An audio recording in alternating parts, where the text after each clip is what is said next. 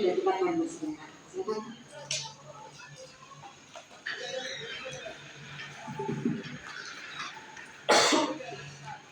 Baik, terima kasih. Bismillahirrahmanirrahim. Assalamualaikum warahmatullahi wabarakatuh.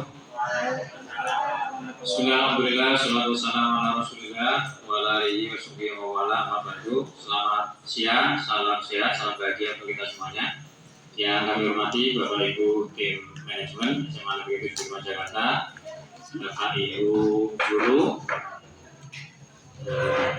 spesial buat narasumber kita siang hari ini, Bapak Teguh Karya. Syukur alhamdulillah kita semuanya dalam keadaan sehat walafiat bisa hadir memenuhi undangan, yaitu kegiatan rutin yang kita laksanakan, yaitu yang disebut dengan SEED, Sharing Experiences as a Teacher. Kegiatan ini dirancang dalam rangka berbagi praktek baik dari Bapak Ibu sekalian. Secara umum, sekolah menginginkan, berharap kepada Bapak Ibu semuanya untuk bisa menjadi guru-guru yang profesional. Ketika di kelas, bisa mengelola kelas sedemikian, kelasnya aktif, kreatif, siswanya merespon, kemudian apa yang menjadi tujuan dari pembelajaran dapat tercapai. Nah, oleh karena itu, kegiatan SEED kali ini sepenuhnya terkait dengan konten materinya, apa yang disampaikan oleh yang bertugas narasumber adalah diberikan keleluasaan bisa seputar terkait dengan tugas guru, mulai dari perencanaan, ya, administrasi perencanaan, misalnya dibuat sedemikian, ya. Kemudian bagaimana bisa mengelola kelas, yaitu prosesnya pembelajaran, juga evaluasinya. Ya, itulah. Jadi seperti itu. Nah, karena tuntutan zaman, tuntutan perkembangan teknologi informasi, saya berharap Bapak Ibu ketika bertugas mengelola kelas, begitu ya, menyampaikan pembelajaran dibuat semenarik mungkin. Ya, semakin mungkin disiapkan sungguh-sungguh bahan-bahan yang menjadi penunjang, media dipakai penunjang sehingga 2 jam, 3 jam pelajaran di kelas itu tidak terasa karena asik bisa mengelola kelas dengan sedemikian begitu.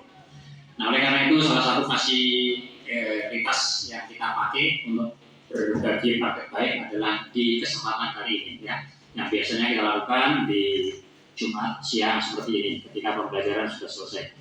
Saya kira ini adalah SEED yang kelima, putaran yang kelima.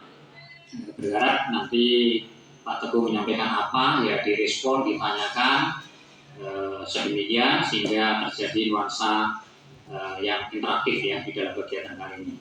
Mari Bapak Ibu semua kita buka acara ini dengan membaca basmalah bersama-sama. Bismillahirrahmanirrahim. Selanjutnya kepada narasumber kita Pak Teguh untuk bisa menyampaikan materinya. Silakan Pak. Yes. Baik, assalamualaikum warahmatullahi wabarakatuh. Selamat siang dan salam sejahtera untuk kita semua. Yang saya hormati Bapak Kepala Sekolah SMA Negeri 7 Jakarta, Bapak Dr. Andis Ubaidillah MPD. Yang saya hormati Ibu Wakil Kepala Sekolah Bidang Kurikulum, Ibu Marta Nurwita. Kepada bapak-bapak dan ibu-ibu, saudara-saudaraku, teman-teman sejawat semua yang tidak dapat saya sebutkan satu persatu, namun tidak mengurangi rasa hormat dan takjub saya. Saya di bawah aja deh.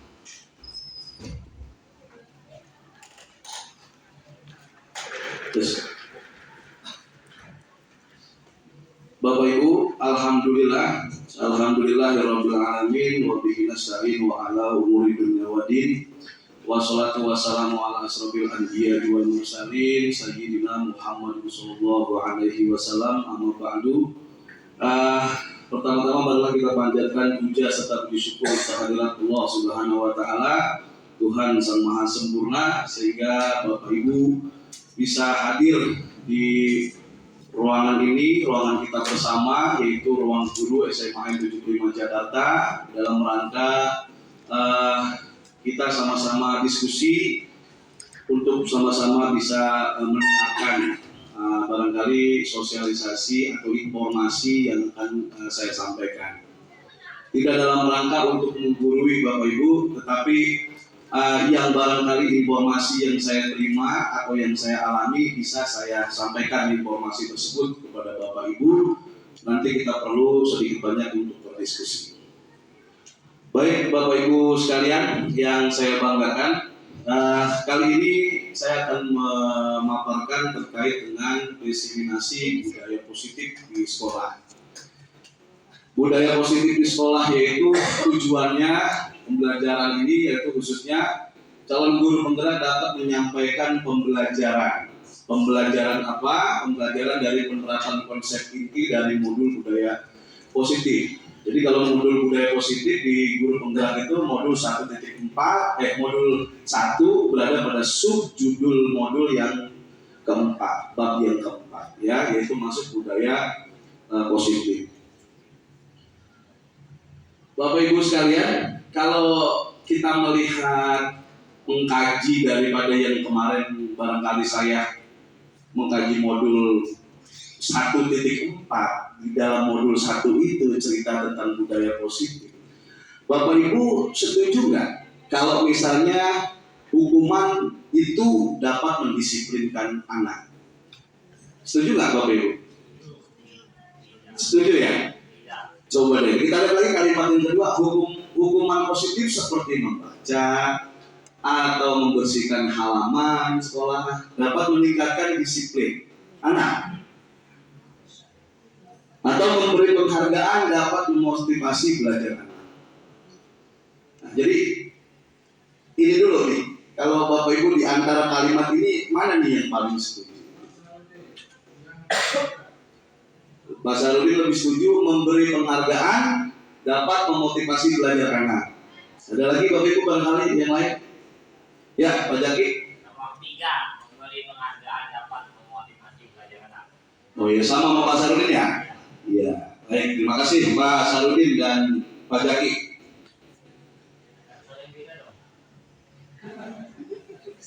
Iya, barangkali ada yang beda. Barangkali kalau ini Pak Sarudin memberikan penghargaan dapat memotivasi belajar, gitu. Atau kita setuju di kalimat 1 barangkali, gitu kan? Hukuman dapat mendisiplinkan. Ya. Selanjutnya budaya positif itu disiplin positif dan nilai-nilai kebajikan universal. Yang kedua, teori motivasi hukuman dan penghargaan atau restitusi nanti ya. Adanya keyakinan kelas. Terus ada yang keempat itu kebutuhan dasar manusia dan dunia berkualitas. Yang kelima, restitusi atau disitunya ada nanti 5 posisi kontrol ya. Selanjutnya ada segitiga restitusi dan yang terakhir adalah hubungan filosofis Ki Hajar Dewantara.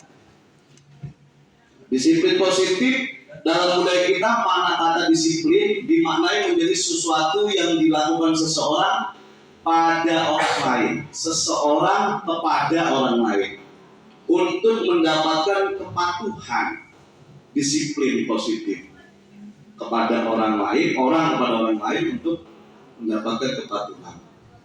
Kita cenderung menghubungkan kata disiplin dengan ketidaknyamanan. Ya. Selanjutnya, Bapak Pendidikan kita Ki Hajar Dewantara menyatakan bahwa di mana ada kemerdekaan, disitulah harus ada disiplin yang kuat. Sungguh pun disiplin itu bersifat self-disiplin, yaitu kita sendiri yang mewajibkan kita dengan sekeras-kerasnya. Tetapi itu sama saja sebab jika kalau kita tidak cakap melakukan self-disiplin, wajiblah penguasa lain mendisiplin. Artinya kalau kitanya ini nggak disiplin, kita bisa didisiplinkan oleh orang gitu, orang-orang luar. Makanya seseorang mencapai kemerdekaannya karena mendisiplinkan dirinya itu. Nah, bagaimana mendisiplinkan itu? Kita harus membangun yang namanya budaya positif. Gitu, ya. Dengan kata lain, seseorang yang memiliki disiplin diri berarti mereka bisa bertanggung jawab. Artinya dikatakan dia disiplin itu karena latar belakangnya dia memiliki tanggung jawab. Orang rata-rata berdisiplin bertanggung jawab. Saya bertanggung jawab dengan murid-murid saya. Kalau siswa bertanggung jawab terhadap informasi yang akan dia terima, materi. Terhadap apa yang dilakukan, karena mereka berdasarkan tindakan mereka pada nilai-nilai kebajikan universal, ya, jadi kebajikan secara umum. Selanjutnya, dengan kata lain, seseorang yang memiliki disiplin diri berarti mereka bisa bertanggung jawab terhadap apa yang dilakukannya karena mereka mendasarkan tindakan mereka pada nilai-nilai. Jadi memang dasarnya karena tanggung jawab, ada tanggung jawab tuh. Seseorang berdisiplin karena latar belakangnya ada tanggung jawab yang di dirinya. Selanjutnya, ini adalah disiplin positif rangkanya. Jadi kalau dilihat dari teori ini, misalnya kalau Bapak Ibu coba deh kita menggenggam tangan kita, coba mengepal aja, bisa nggak coba menggenggam tangan kita sendiri? Oke, menggenggam. Nah, Bapak Ibu, kalau genggaman saya nih, saya lagi mau menggenggam tangan saya. Kira-kira Ibu berpikir nggak bagaimana caranya saya melepaskan genggaman saya? Atau saya genggaman Bapak kita, atau Bapak Ibu semua saya pegang, atau saya lepaskan? Caranya seperti apa? Coba Bapak Ibu, oke saya aja dulu deh, Pak Didi coba gimana melepaskan genggaman saya? Coba. Caranya gimana? Ya, nggak mau sih gitu. Coba ya gimana caranya? Bisa supaya lepas gitu aja tuh. Paksa. Coba. Nggak bisa kan dipaksa juga nggak bisa. Coba. Coba gitu. Ya orang tidak. Artinya seseorang itu di dalam diri kita itu sebetulnya tergantung kitanya. Coba deh, saya sekeras ini nih, Pak Jaki coba deh, ayo deh, saya ini bong, aduh Bu Maria deh, coba bongkar genggaman saya gimana? Dipaksa kan? Gak mau, harus komit saya gak mau. Dikit-dikit sampai ini juga saya gak mau. Artinya ketika kita sudah disiplin, komit, ya, udah itu artinya tergantung kepada orangnya masing-masing. Gitu, ya. Jadi tergantung sayanya nih yang punya genggaman ini. Ya, gitu ya. Nilai-nilai kebajikan universal. Nilai-nilai kebajikan adalah sifat-sifat positif manusia yang merupakan tujuan mulia yang ingin dicapai setiap individu. Jadi kalau nilai-nilai kebajikan universal itu yang ingin dicapai oleh setiap anak Indonesia yang nanti ujungnya terakhirnya adalah dengan profil pelajar Pancasila. Kalau profil pelajar Pancasila itu kan beriman, bertakwa, bertuhan yang Maha Esa, dan berakhlak mulia, mandiri, bernalar kritis, berbudaya global, bergotong royong. Artinya nanti muaranya di situ, ujungnya di situ. Ya. Selanjutnya teori motivasi perilaku manusia. Satu, untuk menghindari ketidaknyamanan atau hukuman apa yang akan terjadi apabila saya tidak melakukannya. Nah, itu motivasi eksternal. Yang kedua, untuk mendapatkan imbalan dari orang lain atau institusi apa yang akan saya dapatkan apabila saya melakukannya. Motivasi eksternal. Tetapi kalau untuk menghargai diri sendiri, saya akan menjadi orang yang seperti apa yang bisa saya lakukan. Yang bila saya lakukan, nanti saya akan menjadi orang, saya akan menjadi. Tapi kalau bahasanya untuk mendapatkan imbalan, itu kan ketergantungan. Untuk menghindari ketidaknyamanan, ya. Selanjutnya, hukuman, konsekuensi, restitusi. Apa perbedaan hukuman dan konsekuensi? Nah, ini kita harus bisa membedakan. Bapak Ibu mohon maaf, jadi informasinya yang akan saya sampaikan paling tidak hari ini Bapak Ibu bisa sama-sama sama saya mengerti, tahu mana itu hukuman, mana itu yang dikatakan konsekuensi. Dan mana itu yang disebut dengan restitusi. Nah, kalau dilihat di sini Bapak Ibu, ada tabel nih Bapak Ibu, tindakan kita ya, biasanya secara umum nih kita Bapak Ibu. Misalnya yang pertama, tindakan kita mencatat 100 kali di dalam buku kalimat. Saya tidak akan terlambat lagi, saya akan terlambat lagi karena terlambat ke sekolah. Kira-kira itu konsekuensi atau hukuman Bapak Ibu? Yang poin pertama dulu deh. Kira-kira itu hukuman atau konsekuensi? Kalau kita, nih kamu terlambat nih. Yang pertama, atau itu apa tuh? Yang pertama, yang kedua misalnya. Kamu nih yang lari mengelilingi lapangan basket 2 kali. Terlambat hadir. Kira-kira itu apa? Konsekuensi atau hukuman? Nah ini yang ingin saya sampaikan kepada Bapak Ibu supaya kita satu mindset nanti untuk menangani anak terkait budaya positif. Mana itu hukuman, mana itu yang sifatnya konsekuensi. Coba kalau kita lihat lagi misalnya murid disuruh untuk mengenakan sepatu seharian di sekolah karena tidak mengenakan sepatu. Murid disuruh untuk mengenakan sepatu, tidak itu maksudnya murid tidak disuruh mengenakan sepatu.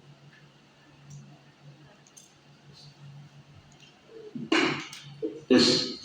Jadi dari kalimat-kalimat ini coba kita saksikan Bapak Ibu, mana itu konsekuensi, mana itu hukuman. Nah, itu Bapak Ibu. Bapak Ibu coba silakan kita baca sama-sama. Mencatat 100 kali dalam kalimat saya tidak terlambat. Itu kategori hukuman. Tapi kalau yang konsekuensi, kamu nih kertasnya temanmu harus diganti, menggantikan kertas teman yang telah dicoret-coret. Oh, konsekuensi. Jadi itu ya Bapak Ibu perbedaannya, apa itu hukuman, apa itu konsekuensi. Ya. Selanjutnya perbedaan hukuman dan konsekuensi seperti ini Bapak Ibu. Jadi kalau hukuman itu sesuatu yang menyakitkan harus terjadi, itu hukuman seperti itu. Tapi kalau konsekuensi sesuatu harus terjadi. Anak membenci kedisiplinan, anak menghargai kedisiplinan.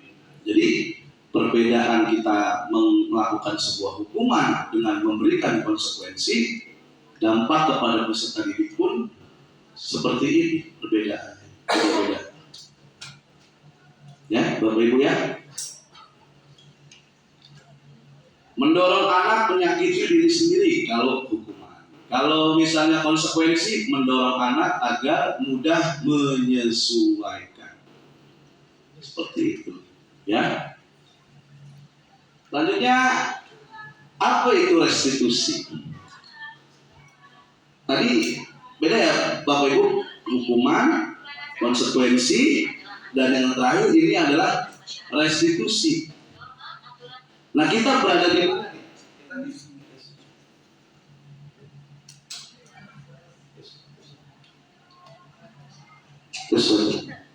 Nah kita nanti berada di mana nih? Antara kita selalu misalnya atau hukuman, di mana konsekuensi, di mana restitusi, di mana posisi kita nanti kita akan lihat ya. Restitusi adalah proses menciptakan kondisi bagi murid untuk memperbaiki kesalahan mereka. Restitusi itu begitu. Adalah proses menciptakan kondisi bagi murid untuk memperbaiki kesalahan mereka, sehingga mereka bisa kembali pada kelompok mereka dengan karakter yang lebih kuat. Restitusi juga merupakan proses kolaboratif yang mengajarkan murid untuk mencari solusi untuk masalah mereka. Jadi restitusi itu maknanya seperti itu Bapak Ibu, dan membantu murid berpikir tentang orang seperti apa yang mereka ingin menjadi. Jadi bisa tujuan. Gitu ya Bapak Ibu ya. Jadi restitusi itu seperti itu. Jadi dia menciptakan kondisi bagi murid untuk memperbaiki kesalahannya melalui segitiga restitusi itu nanti akan saya sampaikan. Nah, kalau hukuman itu kita sama-sama tahu ya, kalau hukuman ke anak itu berakhirnya secara negatif ya. Terus kalau konsekuensi itu berada pada zona netral di dalam kita memberikan arahan kepada peserta didik ya. Tapi kalau restitusi justru kita memberikan sesuatu tindakan kepada peserta didik yang mengarah kepada hal yang positif. Jadi budaya positif ada 3 Bapak Ibu, ada yang kita sebut ada dasarnya ya. Restitusi itu beda dengan yang hukuman dan konsekuensi. Misalnya kalau hukuman itu sesuatu yang menyakitkan harus terjadi, misalnya ya. Terus kalau konsekuensi sesuatu harus terjadi. Tetapi kalau kita menggunakan restitusi di dalam mendisiplinkan anak misalnya, restitusi merupakan pilihan. Karena posisinya kalau hukuman itu negatif, konsekuensi itu netral. Kalau restitusi justru mengarahkan peserta didik kita karakternya menjadi kuat dan mengarah kepada hal yang lebih positif. Misalnya di sini kalau hukuman, seorang guru akan mengatakan begini, atau misalnya korban mendapatkan keadilan. Jadi kalau hukuman, kamu sama Dedi ini dong berantem atau apa gitu, yang satu dihukum yang satu enggak. Itu kalau kita menggunakan hukuman, nanti yang hukumannya berat sama yang korban malah beda. Nah, jadi kalau lebih nggak bagus kalau hukuman. Tapi kalau misalnya konsekuensi, korbannya bisa diabaikan. Maksudnya diabaikan itu begini, ya nggak usah inilah, nggak usah ngurusin hukumannya gitu atau bagaimana gitu. Nah tapi kalau restitusi, nah korban mendapatkan ganti. Kalau misalnya ya tadi berantem hukumnya atau apa gitu kan. Kalau restitusi justru nanti peserta didiknya akan, baik Pak, saya akan bertanggung jawab dengan apa yang saya buat. Begitu Bapak Ibu ya, kalau restitusi. Jadi karakternya akan kuat dan mengarah kepada hal yang positif. 9 ciri-ciri restitusi. Bukan untuk menebus kesalahan, namun untuk belajar dari kesalahan. Kalau kita menggunakan segitiga restitusi atau restitusi. Jadi bukan untuk menebus kesalahan, namun untuk belajar dari sebuah kesalahan. Yang kedua adalah memperbaiki hubungan antara murid dengan guru, dan orang tua, guru dan sebagainya. Restitusi adalah sebuah tawaran, bukan sebuah paksaan. Restitusi adalah untuk menuntun, untuk melihat ke dalam diri. Restitusi mencari kebutuhan dasar yang mendasari sebuah tindakan. Restitusi juga cara yang paling baik. Restitusi fokus pada karakter, bukan tindakan. Restitusi fokus kepada solusi. Ya, restitusi mengembalikan murid yang berbuat salah pada terus. Ya, ini 9 ciri restitusi Bapak Ibu. Jadi kalau Bapak Ibu nanti menjalankan restitusi, maka ciri-cirinya seperti ini. Ya. Seperti ini. Oke, sekarang kita masuk kepada 5 kebutuhan dasar manusia, Bapak Ibu. 5 kebutuhan dasar manusia itu adalah kasih sayang, rasa diterima. Yang kedua adalah punya power, punya kekuasaan. Selanjutnya, orang untuk bertahan hidup, kebutuhan dasar manusia, dia memiliki kesenangan. Ya. Yang terakhir, seseorang memiliki kebebasan. Ya. Jadi itu 5 kebutuhan dasar manusia. Secara hakikat manusia itu butuh 5 dasar itu untuk bertahan hidup. Punya power, punya kasih sayang, cinta kasih yang mendalam antara sesama manusia, gitu kan. Terus punya kekuasaan, punya kesenangan dan kebebasan. Nah selanjutnya kita masuk kepada keyakinan sekolah atau kelas.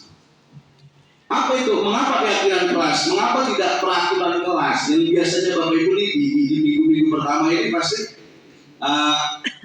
apa itu membuat kesepakatan begitu ya. Nah, di sekarang ini saya mendapat informasi kita lebih kepada keyakinan kelas yang harus kita bangun di awal sebelum pembelajaran kita secara jangka pendek atau jangka panjang kita laksanakan.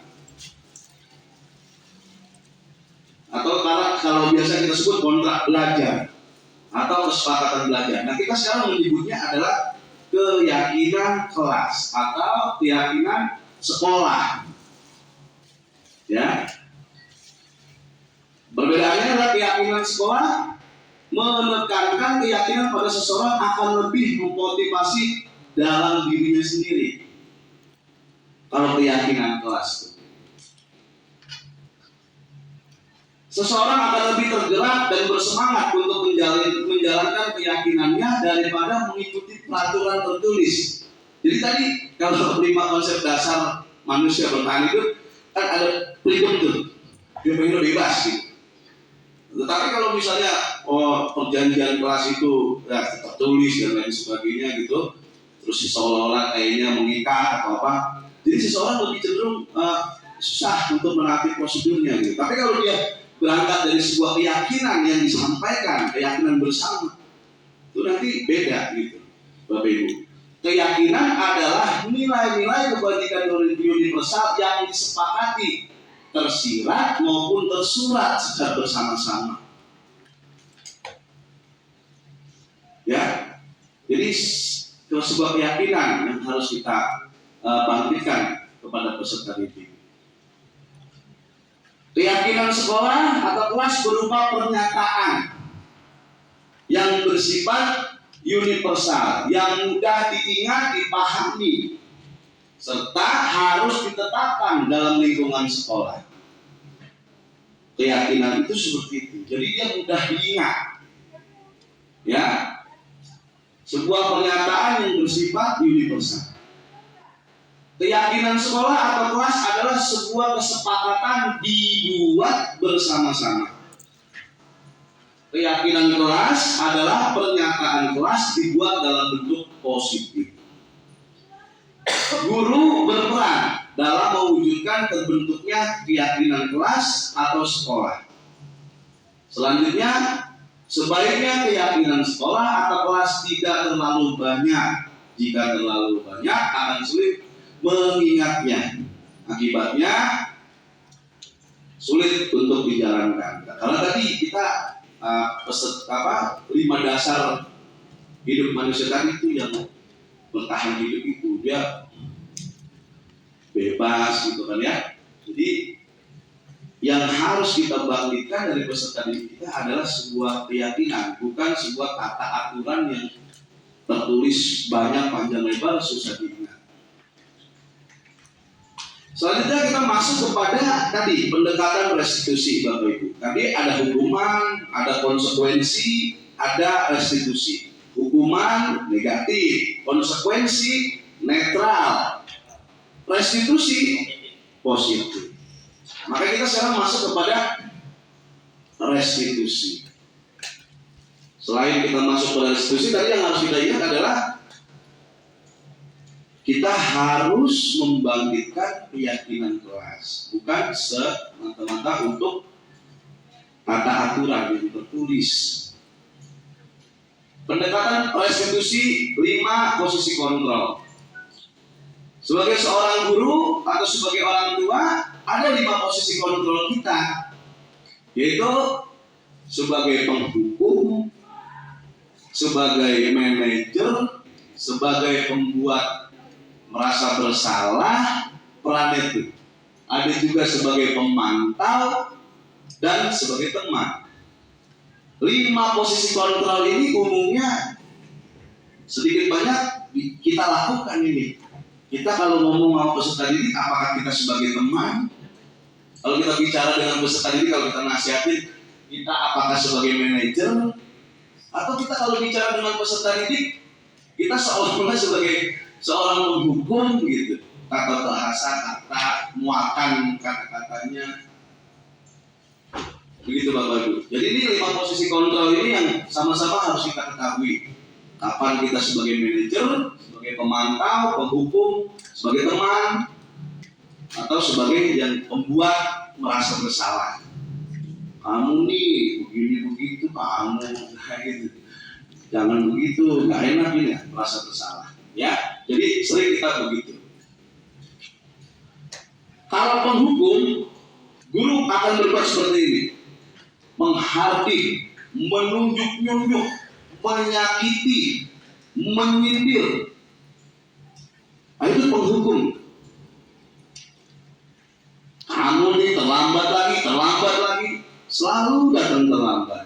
Kapan tepat waktunya? Kalau kamu tidak melakukannya, saya akan bahasa sebagai penghukum tadi yang 5 posisi kontrol itu, guru kita sering menggunakan kata-kata seperti itu ya. Berarti kita harus sudah tahu tuh kalau kita menggunakan kata-kata seperti itu, kita sebagai penghukum. Nah, saya tidak peduli. Nah, kata murid begitu. Saya tidak peduli. Biarkan saja, nanti juga malam-malam lagi. Hasilnya peserta didik menjadi memberontak, pendendam, menyalahkan orang. Dampak pada muridnya mengulangi kesalahan kembali. Perilakunya menjadi agresif. Kalau kita sebagai penghukum. Nah, selanjutnya kalau kita sebagai seseorang yang kita ajak ngomong, yang diajak ngomongnya merasa bersalah gitu, membuat sebuah bermasalah gitu, kita sering ngomong tuh. Kalau kita ngomong ke murid itu jadi seorang membuat masalah. Gurunya akan begini, dia itu berceramah. Gurunya akan bertindak begitu, berceramah, menunjukkan kekecewaan yang mendalam. Nah, kita tuh sebagai pembuat merasa bersalah tuh. Si muridnya menjadi merasa pembuat yang bersalah gitu, si muridnya gitu. Nah, kamu ini bagaimana ya? Kamu sudah berjanji dengan ibu tidak akan terlambat lagi. Kamu kenapa ya senang sekali mengecewakan ibu? Ibu benar-benar kecewa sekali. Nah gitu. Jadi muridnya jadi bersalah. Kan? Kamu seharusnya sudah tahu ibu sudah lelah sekali. Selalu saja kamu salah. Ibu stres. Murid berkata, maafkan saya bu. Nah, tetapi selanjutnya sebetulnya maaf tapi si muridnya menyembunyikan itu. Menyembunyikan, menyangkal, berbohong. Jadi nggak jujur. Kalau kita melakukan pendekatan sebagai yang namanya membuat merasa bersalah, ya.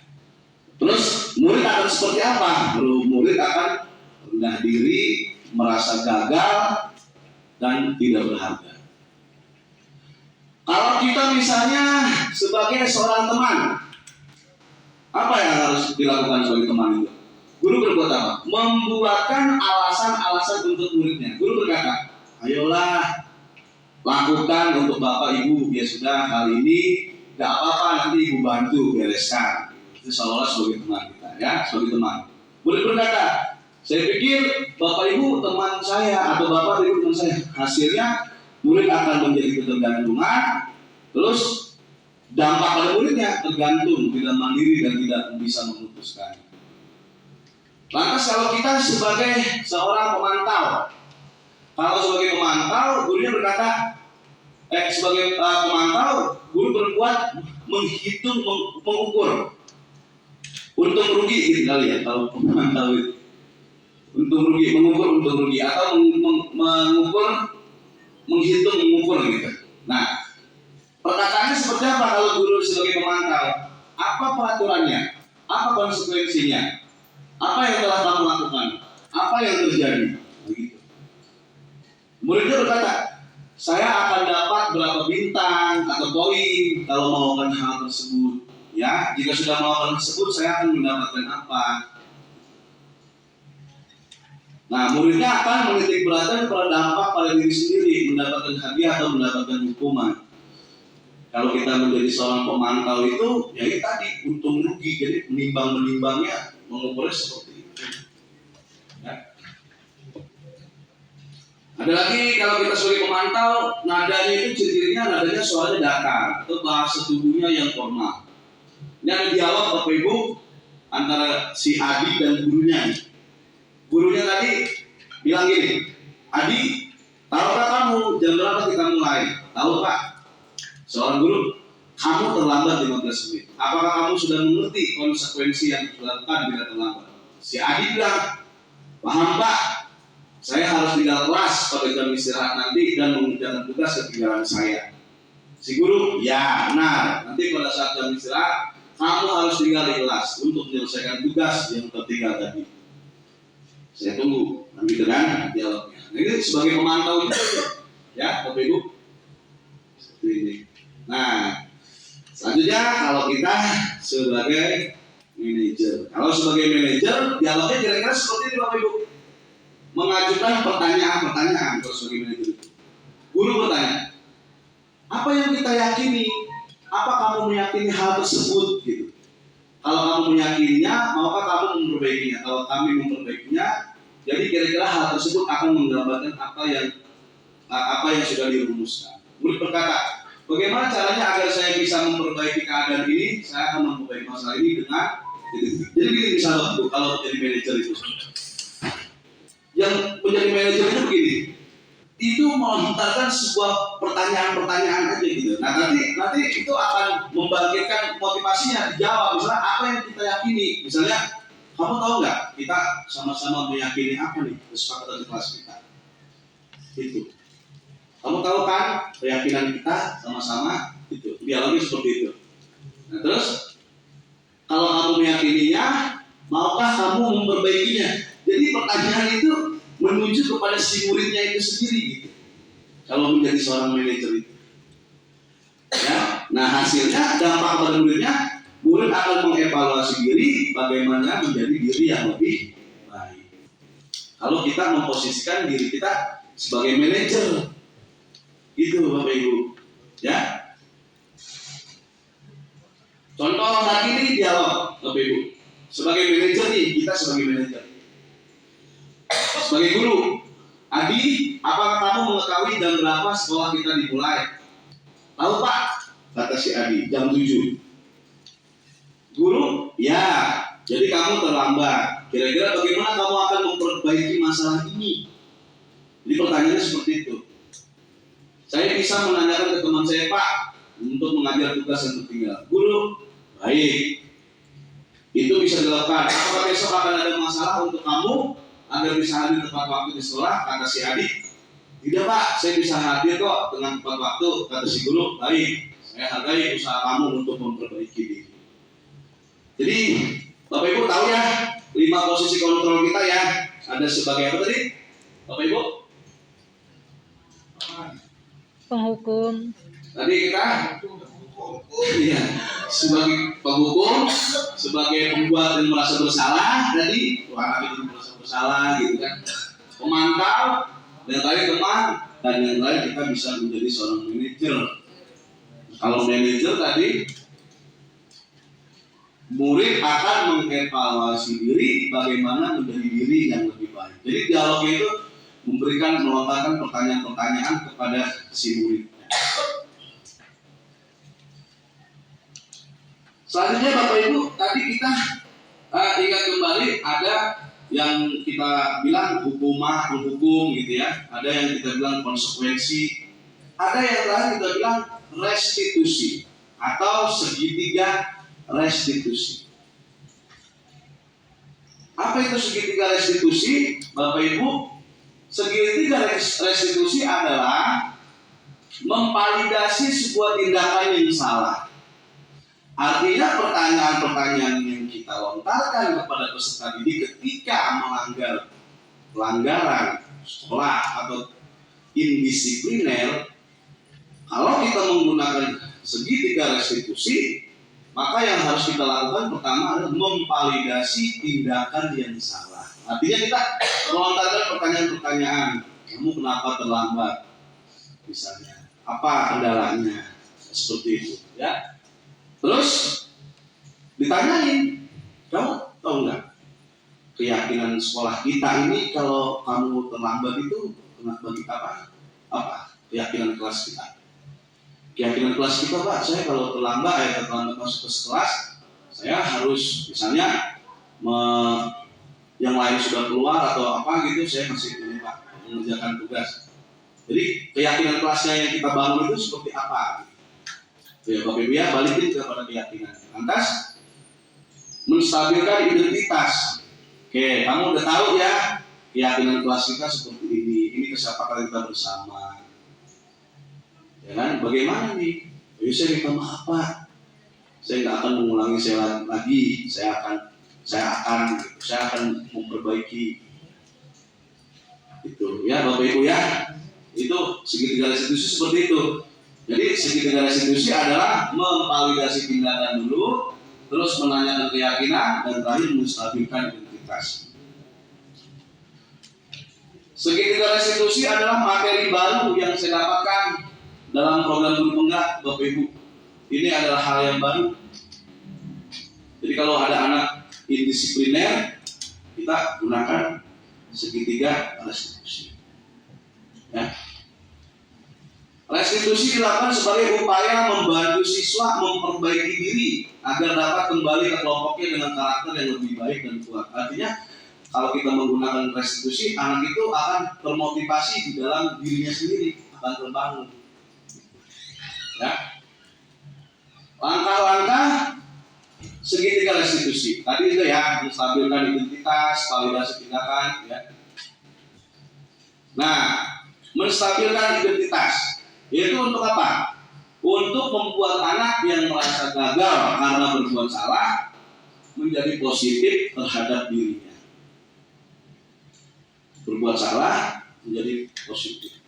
Menstabilkan identitas. Guru berkata, misalnya ya, ini misalnya kata-kata gurunya ini misalnya ya, berbuat salah itu hal yang manusiawi. Terus tidak ada manusia yang sempurna. Nah, Bapak Ibu juga berbuat salah. Jadi seperti ini ya Bapak Ibu ya, di dalam segitiga restitusi, menstabilkan identitas terlebih dahulu. Ini yang harus kita rasakan kalau kita menggunakan segitiga restitusi. Nah, misalnya kalau kamu menyalahkan diri kamu sendiri terus-menerus, apakah kamu bersikap baik pada dirimu? Nah, jadi memang di sini kita main kata pilihan kata yang mengarah kepada untuk membangkitkan motivasi dirinya sendiri, diri sendiri si anak itu, menggunakan pendekatan segitiga restitusi. Langkah yang pertama adalah menstabilkan identitas. Nah, selanjutnya memvalidasi kebutuhan, yaitu membantu murid mengenali basic atau kebutuhan dasar yang ingin dipenuhinya ketika melakukan kesalahan itu. Pada dasarnya setiap tindakan manusia tujuannya adalah memenuhi basic. Apakah itu power, apakah itu freedom, ya yang tadi kita sampaikan, orang untuk bertahan hidup. Nah, validasi kebutuhan ini guru berkata, kamu bisa saja kan melakukan hal yang lebih buruk, tapi kamu tidak melakukannya. Jadi kita melontarkan pertanyaan-pertanyaan atau pernyataan yang sifatnya memvalidasi sebuah tindakan atau yang dia langgar itu. Ya. Atau contohnya, maukah kamu belajar cara lain untuk mendapatkan yang kamu butuhkan? Jadi kalau misalnya seseorang itu dia misalnya lompat pagar, dia pengen pulang, ingin mendapatkan sesuatu, dia pengen pulang gitu misalnya. Nah, kita harus melontarkan pertanyaan-pertanyaan seperti ini. Contohnya ya, contoh ini. Maukah kamu belajar cara lain untuk mendapatkan yang kamu butuhkan? Jadi kalau dia mau pulang, emang kamu mesti pulang. Ini kan jamnya belum pulang. Gitu. Seperti itu Bapak Ibu. Jadi kita itu menggunakan segitiga restitusi untuk membangkitkan kesadaran anak. Hal positifnya terbangun. Gitu. Dengan kata-kata, dengan pernyataan-pernyataan yang sifatnya ya salah satunya ini memvalidasi tindakan atau kebutuhan. Jadi emang kamu kenapa sih mesti pulang gitu? Kan masih sekolah. Kalau lompat pagar kamu pulang gitu pasti kan gitu. Atau kamu nongkrong atau gitu. Jadi kita memvalidasi apa yang dia langgar. Terus selanjutnya ya itu tadi menanyakan keyakinan. Kamu lompat pagar untuk apa sih gitu? Kamu kan tahu keyakinan sekolah kita itu seperti apa. Kalau kamu lompat pagar akan begini Pak. Kamu bisa nggak menyelesaikan persoalan ini dalam arti kata kamu lompat pagar sebetulnya masalahnya apa gitu? Kan begitu. Jadi iya Pak, nanti saya begini Pak, misalnya saya akan menyelesaikan persoalan saya gitu. Kamu masalahnya apa? Bisa nggak melanggar lagi? Seperti apa? Kalau gitu saya minta maaf Pak, saya nggak akan melanggar lagi. Saya akan mencoba lebih baik lagi. Jadi itu Bapak Ibu. Jadi kita membimbing anak itu menanyakan seperti itu. Ya, apa yang kamu rasmi? Apa nilai yang kita percaya di kelas? Jadi ini keyakinan kelas atau sekolah yang disepakati. Jadi anak tuh harus sadar bahwa kalau dia melanggar itu konsekuensinya keyakinan kelasnya apa yang disepakati atau keyakinan sekolahnya. Misalnya lagi nih, guru menanyakan begini, kamu ingin jadi anak seperti apa? Nah ini kan sebetulnya menanyakan keyakinan. Kamu mau jadi apa sih lompat-lompat pagar begitu? Mau jadi apa? Seperti itu Bapak Ibu.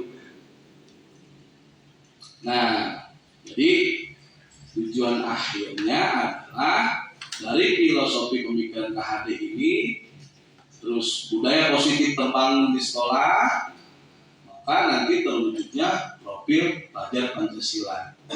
Jadi ingat ya Bapak Ibu ya, ada hukuman, ada konsekuensi, ada segitiga restitusi.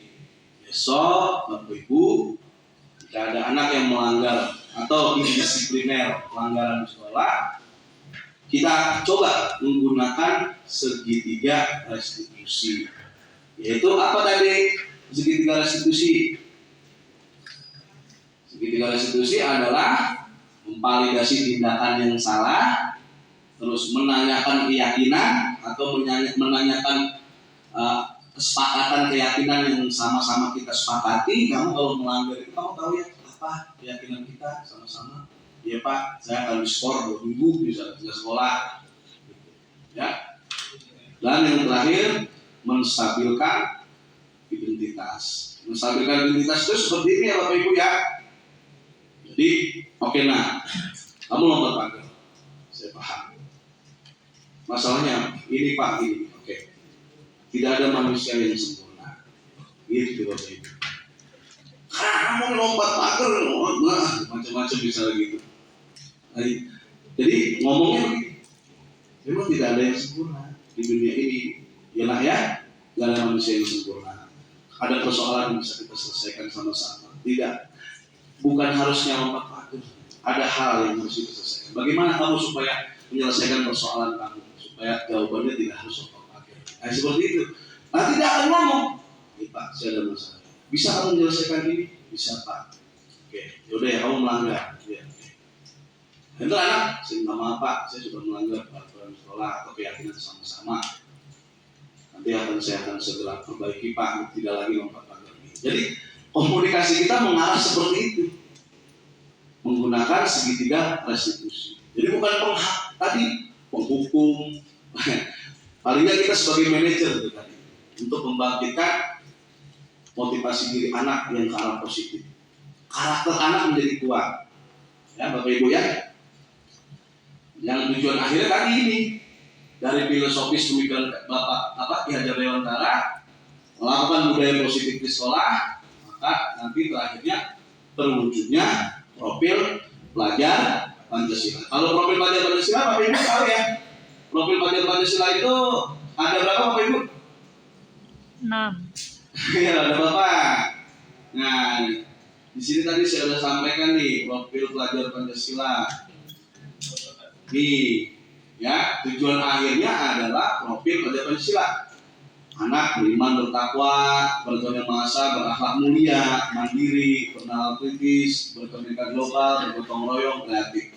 Jadi ayo kita coba menghadapi anak yang melanggar peraturan atau indisipliner menggunakan segitiga restitusi, menggunakan pernyataan atau kata-kata atau pertanyaan yang dapat membangkitkan motivasi positif di dalam diri anak.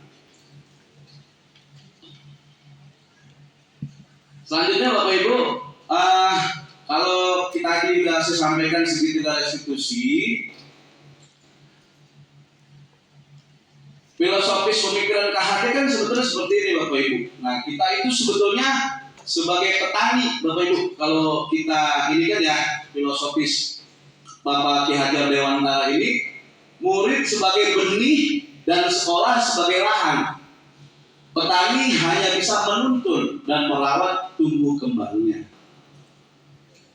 Jadi kita sebetulnya seperti halnya petani ini. Tidak bisa kita paksakan harus cepat-cepat ke anak berkembang sesuai dengan apa yang kita harapkan. Kita nggak bisa paksa lagi doanya seperti halnya kita. Ingat, kita sebagai seorang petani ya memberikan perhatian, memupuk, merawat, seperti itu. Yang dimaksud dengan filosofis pemikiran KHD yang selanjutnya kita dikatakan sebagai guru ibarat petani, selanjutnya adalah guru menghamba kepada murid. Pemikiran Ki Hajar Dewantara, guru harus menghamba kepada murid. Maksudnya adalah apa? Pendidikan harus berpihak kepada murid dengan memperhatikan minat dan bakatnya. Artinya peserta didik berangkat dari kodrat alamnya masing-masing, potensinya masing-masing. Nggak bisa peserta didik A mesti harus sama dengan peserta didik yang lain. Atau misalnya peserta didik harus seperti halnya diri kita. Gitu. Ya, Bapak Ibu ya. Nah, selanjutnya pendidikan adalah menuntun segala kekuatan pada anak dengan memperhatikan kodrat alam dan kodrat jamaah. Jadi kita harus memberikan tuntunan anak kita yang berangkat dari kodrat alamnya, dari yang dia punya, gitu. Berangkat dari yang mereka alami, yang mereka tahu. Begitu, Bapak Ibu. Selanjutnya budi pekerti. Budi pekerti juga dapat diartikan sebagai perpaduan antara cipta, kognitif, karsa, afektif, sehingga menciptakan karya. Pendidikan adalah tempat persemaian.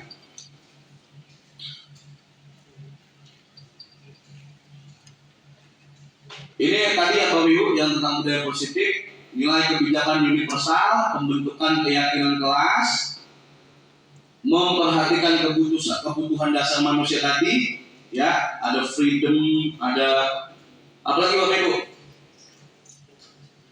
Power, ada kesenangan, ya.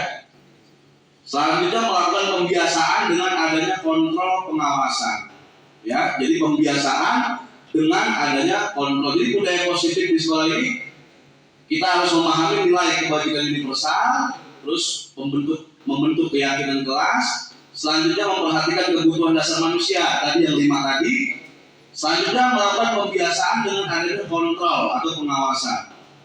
Sebagai manajer tentunya tadi ya Bapak Ibu ya, kita sebagai seorang manajer. Selanjutnya kalau misalnya sebagai manajer ini nanti kita lanjutkan dengan menggunakan pendekatan segitiga restitusi tadi. Ya, Bapak Ibu ya, apa tadi? Segitiga restitusi? Bu Wira? Gimana Bu Wira?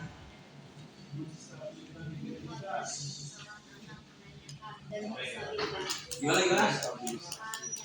Yang pertama memvalidasi kesalahan anak, tindakan. Yang kedua menanyakan keyakinan. Ya, keyakinan yang kedua. Terus yang ketiga menstabilkan. Identitas. Ya, ya begitu ya Bapak Ibu ya. Budaya positif di sekolah, nilai kebajikan universal kita harus ingat, terus membentuk keyakinan kelas mulai saat ini. Jadi bukan kesepakatan tertulis yang panjang rumit susah diingat. Berangkat dari si anak itu, si peserta didik, bukan dari gurunya. Ayo deh, adik-adik, kita akan belajar untuk jangka panjang. Ayo kita bangun keyakinan kelas bersama. Silakan ditulis, post-it misalnya gitu, tempel di kertas plano yang kita buat. Nah itu adalah sebuah keyakinan kelas yang berangkat dari peserta didiknya. Begitu mereka melanggar pelanggaran kelas atau indisipliner, kita gunakan pendekatan apa tadi? Segitiga restitusi. Ya Bapak Ibu. Budaya positif motivasinya itu berasal dari diri peserta didik itu sendiri, ya. Agar indisiplin ini tidak berulang, pelanggaran tidak berulang, sekolah yang nyaman dan pembelajaran yang menyenangkan, memperbaiki kesalahan murid sesuai dengan kebutuhan dasar manusia. Kebutuhan dasar manusia tadi ada Ada 5 gitu loh. Apa tadi kebutuhan dasar manusia 5? Pak Dedi masih ingat kebutuhan dasar? Freedom, kebebasan, terus Kebebasan, kesenangan, cinta kasih yang mendalam. Apalagi power, satu lagi kekuasaan. Ya, Bapak Ibu. Jadi memperbaiki kesalahan murid sesuai kebutuhan dasar tadi. Kalau kita memberikan keyakinan kelas, maka sebetulnya kita memperbaiki kesalahan murid dari dasar diri manusia yang mana? Yang freedom tadi. Karena anak itu kan pengennya manusia itu dasarnya itu hidup itu pengennya bebas. Maka tidak boleh dari kitanya, dari seorang gurunya untuk untuk membuat keyakinan kelas itu bukan dari gurunya, tetapi dari muridnya. Guru bergerak Indonesia maju. Terima kasih. Assalamualaikum warahmatullahi wabarakatuh.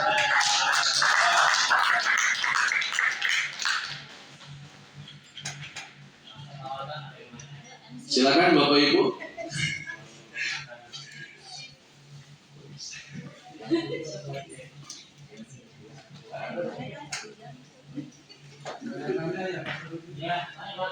Yang bertanya Pak, silakan. baik, terima kasih Pak Teguh, izin bertanya. Tadi sudah dijelaskan mengenai hukuman, konsekuensi, sama restitusi. Nah, di sini kita sebagai guru, apakah dari paparan Pak Teguh ini kita harus memilih atau memang dari hasil paparan tadi itu kita diarahkan untuk memilih yang restitusi segitiga restitusi tadi seperti itu. Terus apabila memang kita disuruh memilih jalan yang ketiga yang dianggap itu positif, segitiga restitusi, di lapangan terjadi karakter peserta didik yang berbeda-beda. Apakah dengan kita menggunakan strategi tadi segitiga restitusi, beberapa siswa mungkin yang punya akademis yang baik, menurut pengalaman saya, itu bisa untuk merubah secara drastis mengenai kesalahannya. Tetapi beberapa anak yang sekiranya akademisnya kurang, menurut saya entah agak lama atau memang sukar untuk berubah kalau tidak memang memakai artinya hukuman atau konsekuensi yang disepakati seperti itu, misalnya dipanggil orang tua, terus tidak dinaikkan kelas atau dikeluarkan atau bagaimana seperti itu. Nah, menurut Pak Teguh tanggapannya seperti apa? Baik, terima kasih Pak Dedi. Kita mau pakai yang mana nih gitu kan ya? Antara hukuman, konsekuensi, atau restitusi. Sebetulnya tadi kita harus membedakan dulu. Kalau hukuman itu seperti apa, konsekuensi seperti apa. Tetapi segitiga restitusi itulah yang harus kita jalankan. Jadi sebetulnya paparan hari ini saya adalah dalam rangka untuk menjelaskan segitiga restitusi itu. Gitu Bapak Ibu. Jadi pilihan kita itu bukannya kita hukum supaya anak berubah, tidak. Kalau kita melihat daripada filosofisnya Ki Hajar Dewantara, sekali lagi kita itu ibarat petani nih. Ya, petani yang merawat, terus kita hanya menuntun segala kodrat alamnya anak yang kita punya gitu. Jadi kita hanya sekedar menuntun, artinya tadi drastis nggak Pak Teguh? Ya, tadi kita hanya bisa membangkitkan motivasi positif anak itu. Jadi nggak bisa dikatakan drastis dan nggak drastis, tetapi kita harus ya itu tadi nih memperbaiki kesalahan aja melalui apa? Segitiga restitusi disesuaikan dengan kebutuhan dasarnya. Jadi di dalam proses anak melanggar kedisiplinan itu ya kita menggunakan segitiga restitusi. Tadi ada ada hukuman, ada konsekuensi. Itu tadi hanya gambaran di mana kita ini konsekuensi begini, ini hukuman seperti ini. Tapi kalau segitiga restitusi ini seperti ini ya Bapak Ibu. Yang tadi saya bilang ada perbedaannya. Sebentar. Nih. Kalau hukuman itu ya ini negatif. Tapi kalau konsekuensi ini netral nih. Tapi kalau segitiga restitusi mengarah kepada yang lebih positif.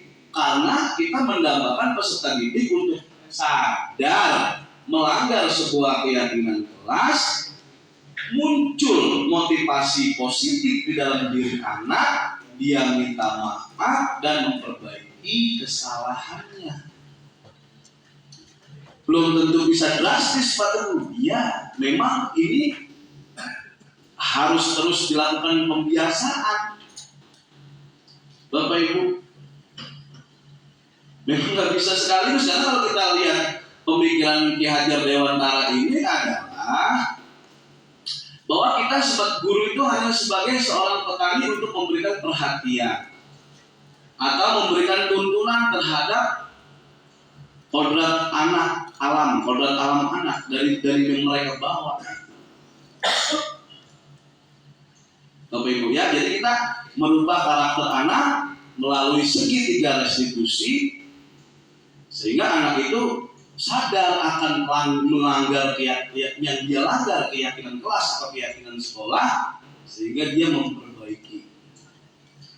Jadi selanjutnya karakternya menjadi lebih positif. Begitu Bapak Ibu ya. Gitu Pak. Assalamualaikum warahmatullahi wabarakatuh. Perkenalkan saya Valdi Ferdiansyah, guru sosiologi di SMA Negeri 7 Jakarta. Saya ingin mengucapkan terima kasih banyak untuk Pak Teguh yang sudah memberikan materi terkait dengan diseminasi budaya positif untuk sekolah kami yang sudah dilaksanakan di hari Jumat tanggal 21 Juli 2023. Terima kasih buat Pak Teguh yang sudah memberikan informasinya. Semoga dengan apa yang sudah diberikan ini memberikan dampak buat kami, buat sekolah kami, supaya bisa menjalankan segitiga restitusi budaya positif yang ada di sekolah kami. Semangat terus buat Pak Teguh dalam menjalani pendidikannya sebagai calon guru penggerak ya. Semoga sukses dan semangat terus Pak Teguh ya. Terima kasih. Assalamualaikum warahmatullahi wabarakatuh. Perkenalkan, saya Ervina Lia Wirabuana. Saya rekan sejawat dari Bapak Teguh Karya, calon guru penggerak. Saat ini saya mengampu mata pelajaran geografi. Sebelumnya saya mengucapkan banyak terima kasih kepada Bapak Teguh Karya karena telah memberikan informasi mengenai budaya positif. Semoga kedepannya sekolah kami SMA 7 Jakarta dapat menerapkan budaya positif tersebut sehingga para rekan guru dan tenaga pendidikan lainnya dapat lebih baik. Saya juga ingin memberikan semangat kepada Bapak Teguh agar dalam menjalani guru penggeraknya menjadi lebih semangat dan kreatif. Semangat Bapak Teguh. Assalamualaikum warahmatullahi wabarakatuh. Perkenalkan, saya Dedi Azhari, teman sejawat dari Pak Teguh yang sedang menjalankan program guru penggerak. Hari ini saya telah mendapatkan pelatihan tentang diseminasi budaya hidup sehat. Menurut saya dari penjelasan Pak Teguh sudah sangat baik dari segi materi dan penjelasannya, sehingga saya bisa menerapkan sesuatu yang didapat dari penjelasan Pak Teguh di pembelajaran di sekolah saya. Alhamdulillah dengan pembelajaran dari Pak Teguh, khususnya saya umumnya guru-guru di sekolah kami sehingga mendapat penjelasan dan pencerahan mengenai tindakan apa yang mesti kita lakukan terhadap anak yang melanggar tata tertib di sekolah, sehingga kita dapat memberikan pelayanan yang terbaik kepada peserta didik kita. Mungkin itu yang dapat saya jelaskan. Selebihnya menurut saya Pak Teguh sudah siap untuk menjadi seorang guru penggerak. Terima kasih. Wabillahi taufik wal hidayah. Wassalamualaikum warahmatullahi wabarakatuh.